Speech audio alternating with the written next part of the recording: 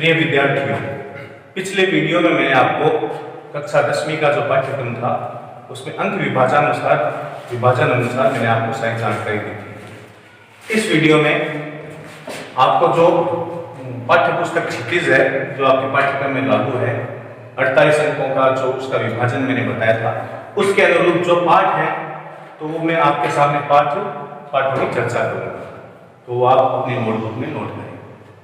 सबसे पहली चीज पाठ्य पुस्तक क्षितिज, जिसमें दो भाग हैं। पहला भाग काव्यांश भाग और दूसरा भाग है गद्यांश का भाग। काव्यांश भाग में कुल 10 पाठ हैं जो 24 अंकों के हैं और 10 पाठ कौन कौन से हैं वो एक बार देख लेते हैं। पहला पाठ है पद। इसमें सूरदास जी के पद दिए हुए हैं जो कृष्ण और गोपिकाओं से संबंधित हैं। दूसरा पाठ है लक्ष्मण परशुराम संवाद। इसमें लक्ष्मण और परशुराम के बीच में जो संवाद प्रस्तुत है वो बताया हुआ है। जिस समय धनुष पर प्रत्यंचा चढ़ाई गई थी श्री राम जी द्वारा, उस समय परशुराम जी भड़क करके उस सभागार में आ गए थे और लक्ष्मण के साथ किस प्रकार से उनका संवाद होता है वह इसमें प्रस्तुत किया गया है। इसके रचयिता तुलसीदास जी। तीसरा पाठ है ऋतु वर्णन। इसमें ऋतुओं का वर्णन किया गया है, कवि हैं इसके सेनापति जी। चौथा पाठ जिसमें श्री कृष्ण का सौंदर्य और गोपिकाएं हैं उनकी विरह व्यथा, जो प्रेम के वशीभूत होकर कृष्ण के प्रेम में वशीभूत होकर विरह व्यथा झेल रही हैं, उसका इसमें वर्णन किया गया है। इसके कवि हैं देव।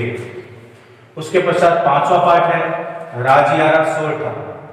इसमें कुछ ऐसे पद प्रस्तुत किए गए हैं जो राजिया नाम का एक कृपाराम जी का एक राजिया नाम का एक सेवक था। कृपाराम जी को सीकर नरेश जो था उसने अपनी जागीरें प्रदान की थी और उनको वहां का शासक बनाया गया था। और कृपाराम जी का एक सेवक था जिसका नाम था राजा राम, जिसका उन्होंने नाम दिया राजिया।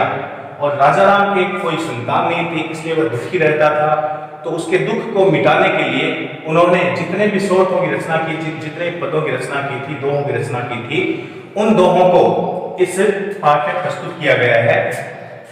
अगला पाठ है छठा प्रभु। इसमें ईश्वर की महिमा बताई गई है। ईश्वर का पूरा साक्षात्कार पाठ के माध्यम से किया गया है कि ईश्वर अनंत तक किस प्रकार अपना प्रसाद फैलाए हुए है उसके बारे में चर्चा की गई है। उसके कवि हैं जयशंकर प्रसाद। उसके पश्चात सातवां पाठ अभी न होगा मेरा अंत। इसमें कवि सूर्यकांत त्रिपाठी, जिनका उपनाम निराला, इन्होंने अपना जीवन चरित्र प्रस्तुत किया है। इनकी युवा अवस्था है और जिस प्रकार से बसंत ऋतु खिली होती है, चारों तरफ हरियाली होती है, उसी प्रकार से उन्होंने अपने जीवन को प्रस्तुत किया गया है। और वो ऐसी आशा रखते हैं कि उनके युवा अवस्था में उनके जीवन का अंत नहीं हो सकता। तो इस पाठ में इस प्रकार से बताया गया है। अगला पाठ है आठवां झांसी की रानी, जो पिछले वर्ष पाठ्यक्रम में लागू किया गया था। पहले 9 ही पाठ थे लेकिन पिछले वर्ष 10 पाठ कर दिए गए थे। ये पाठ लागू कर दिया गया था। झांसी की रानी पुरानी पाठ्य पुस्तकों में भी पढ़ा जा चुका है। कक्षा 6 की पाठ्य पुस्तक में भी ये पाठ है। और इसकी कवित्री है सुभद्रा कुमारी जी चौहान। झांसी की रानी ने किस प्रकार से अंग्रेजों के साथ मुकाबला किया था, झांसी को उनके अधीन नहीं होने दिया, किस प्रकार से उन्होंने संघर्ष किया, इसके बारे में कविता प्रस्तुत की गई है। अगला पाठ है 9वां कल और आज। और दूसरी एक कविता और है उषा की लाली। तो उसमें प्रातः काल का जो दृश्य है और कुछ ऋतु वर्णन है, इसके बारे में 2 कविताओं में बताया गया है। इसके कवि हैं नागार्जुन। अंतिम पाठ है काव्यांश भाग का है कन्यादान, जिसके कवि हैं ऋतुराज। कन्यादान वह पाठ है जिसमें कन्या को जब विदाई दी जाती है तो उसकी माँ की जो व्यथा होती है, आंतरिक जो व्यथा होती है, उसके बारे में पूरा चरित्र चित्रण किया गया है। उसके उस प्रामाणिक दुख को किस प्रकार से वो प्रकट करती है अपने आंसुओं के माध्यम से, वो इस पाठ में बताया गया है। तो इस प्रकार से आपके काव्यांश भाग में कुल मिलाकर 10 पाठ हैं और इनके अंक जो विभाजन है 24 अंकों का है। फिर अपन चलते हैं इसका दूसरा जो भाग है, क्षितिज का दूसरा भाग है जो गद्य भाग है। इसमें कुल मिलाकर 9 पाठ है और 9 पाठ जो है वो 24 अंकों के हैं। उन 24 अंकों में 22 अंक के पाठ है 8 पाठ तक। और जो 9वां पाठ है सड़क सुरक्षा से संबंधित 2 नंबर का क्वेश्चन आता है। तो 22 + 2 = 24 अंकों के इस प्रकार से इसका विभाजन किया गया है। इसमें अपन पार्ट देख लेते हैं कौन कौन से हैं, उनके लेखक कौन कौन से हैं। पहला पार्ट इसमें आता है एक अद्भुत अपूर्व स्वप्न, जिसके लेखक हैं भारतेंदु हरिश्चंद्र जी। इस पार्ट में आज की जो आधुनिक शिक्षा व्यवस्था है और प्राचीन शिक्षा व्यवस्था है उसके बारे में तुलनात्मक स्थिति प्रस्तुत की गई है। व्यंग्यात्मक टिप्पणियों से भरा हुआ पाठ है। लेखक ने बहुत ही सटीक शब्दों में और व्यंग्य भाषा का प्रयोग करते हुए इस पाठ को प्रस्तुत किया गया है। दूसरा पाठ है ईदगाह, जो पहले भी चला करता था। बहुत प्राचीन पुस्तकों में इस पाठ का वर्णन किया गया था, आज भी यह पाठ चल रहा है। इसमें एक अमीना और इनका एक पोता है, उसके पिताजी नहीं है। अमीना द्वारा अपने पोते का प्रेम और पोते का अपनी दादी के लिए प्रेम जो है वह इस पाठ में प्रस्तुत किया गया है, ईदगाह, जिसके लेखक हैं मुंशी प्रेमचंद। अगला पाठ आता है इसमें तीसरा पाठ, स्त्री शिक्षा के विरोधी कुतर्कों का खंडन, जिसके लेखक हैं महावीर प्रसाद द्विवेदी जी। इस पाठ में स्त्री शिक्षा को प्रबल बनाते हुए स्त्री शिक्षा का महत्व बताया गया है। स्त्री शिक्षा के महत्व से जो जो देश को लाभ होने वाले हैं उन लाभों को प्रस्तुत किया गया है, और विरोधी जो स्त्री शिक्षा के विरोध में अपने जो तर्क प्रस्तुत करते हैं उन तर्कों को भी यहाँ पर बताया गया है। अगला पाठ है चौथा पाठ, अमर शहीद, जिसमें सागरमल गोपा की जीवनी बताई गई है, उनकी क्रांतिकारी गतिविधियां बताई गई है, जेल में हुए अत्याचारों के बारे में इसमें वर्णन किया गया है। पात्र अनुकूल पाठ है, पात्रों के हिसाब से इस पाठ का वर्णन किया गया है। इसके लेखक हैं लक्ष्मी नारायण जी रंगा।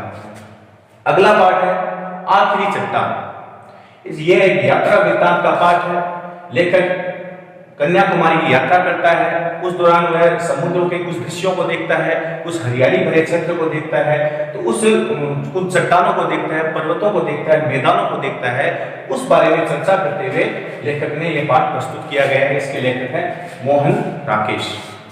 अगला पाठ है ईर्ष्या तू न गई मेरे मन से, जिसके लेखक है राम हरि सिंह है, जिनका उपनाम है दिनकर। इस पाठ में ईर्ष्या, घृणा, नफरत, विद्वेष, ये जो भावनाएं हैं इन भावनाओं को प्रकट किया गया है। ईर्ष्या से व्यक्ति किस प्रकार से अंदर ही अंदर जलता रहता है, उसका क्या क्या विनाश हो जाता है, इसमें इस पाठ में प्रस्तुत किया गया है। अगला पाठ है सातवां पाठ, लोक संत दादू दयाल, जिसके लेखक है श्री राम बख्श। इस पाठ में अपने लोक संत दादू दयाल जी जो हैं उनके बारे में प्रस्तुतिकरण किया गया है। लोक संत दादू दयाल की पूरी जीवनी बताई गई है। इस लोक संत ने क्या क्या इस देश में किया था वो सारी जानकारी प्रस्तुत की गई है। इन्होंने धर्म का भेदभाव मिटाया, ईश्वर के प्रति साक्षात्कार करवाया, ईश्वर को एकेश्वरवाद में इन्होंने डाला, ये सारी चीजों के बारे में जानकारी इसमें दी गई है। अगला पाठ है लोक संत पीपा। जिस प्रकार से लोक संत दादू दयाल के बारे में बताया गया उसी प्रकार से लोक संत पीपा के बारे में श्री गजेंद्र मोहन जी ने पाठ प्रस्तुत किया है।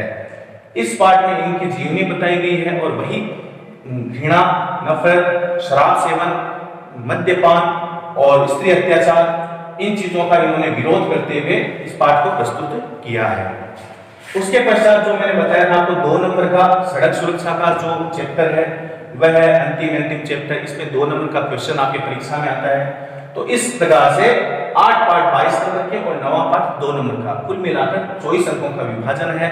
ये आपकी पूरी पाठ्य पुस्तक है। काव्यांश के 10 पाठ, गद्यांश के 9 पाठ, कुल 19 पाठों का मैंने विभाजन बताया है। इस पाठ्यक्रम को आप अपनी नोटबुक में जरूर नोट करेंगे। धन्यवाद।